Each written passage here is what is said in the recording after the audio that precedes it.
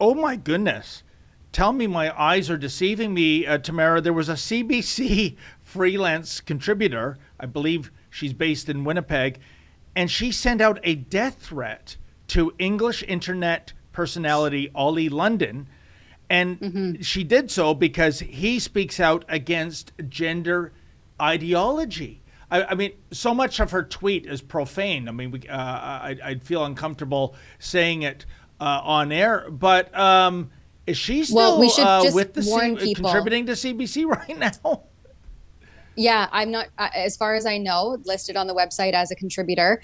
But we should let our viewers know that, we're going to just read a small clip here of some of the profanities and disgusting death ideation coming from this journalist at the CBC, Carmen Acuna. So just graphic content warning. We're about to read you a direct message from this CBC journalist at Oli London, who is basically sounding the alarm. Actually, Drea Humphrey has previously interviewed him, one of her, I don't even know, they, them, about the harms of transitioning and how, the detransitioning phenomenon now you're starting to see because we're so new in this game. But regardless, the very first sentence from Carmen, this is a private message to Oli London, says, "I literally hope you effing die. You are a piece of shit with nothing left in life. So you target marginalized groups and shed an awful and disgusting light on the existence of Asian and trans communities." This is a giant run-on sentence. I'm actually surprised that this person is a journalist because they Me don't even too. know how to structure a sentence Yep. with proper grammatical starts, stops, and etc. They say, I don't even know if the worst of it was published on this particular tweet. "I hope you are taken to a warehouse and tortured. I hope the plastic on your face burns and explodes." And it goes on. It is absolutely horrific, the Yeah. detail in which this individual expresses their giddiness in harm, this Yeah. ideation of causing harm to this individual. I mean, this is grotesque. So this is the likes. Oh yeah, there's another tweet further down that shares the last few not even sentences, the last words of this person, because all just one giant run-on sentence. I hope that they lose, their job. I don't wish job loss on many people, but this is extremely unprofessional.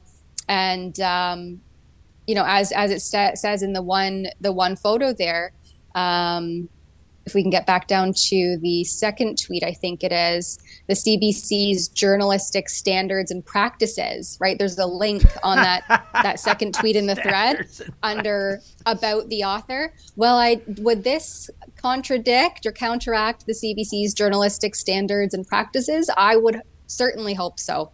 So I think that Drea is planning to follow up with Oli and get an interview to see where things ended up there and if there's any future development. So for all of our viewers, please also stay tuned for that. I'd rather Drea interview Carmen and find out if maybe she was high on something or inebriated when she. I mean, like what you just said, Tamara.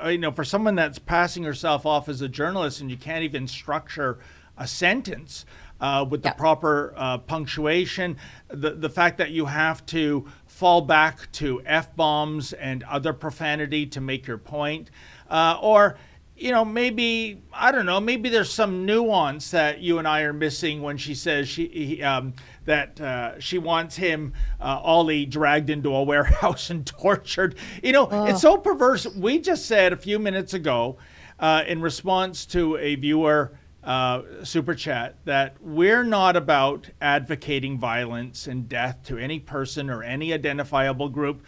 But it looks like the CBC's freelance stable, no problem there. And this is supposedly fitting into their standards, qualifications. I just wonder if there's going to be any kind of retraction, apology, what have you. If there isn't, we are really living in dark times where you can put out something on social media critical of the radical transgender movement and then be threatened with torture and death. And that's a nothing burger, at least in the eyes of the CBC poobahs.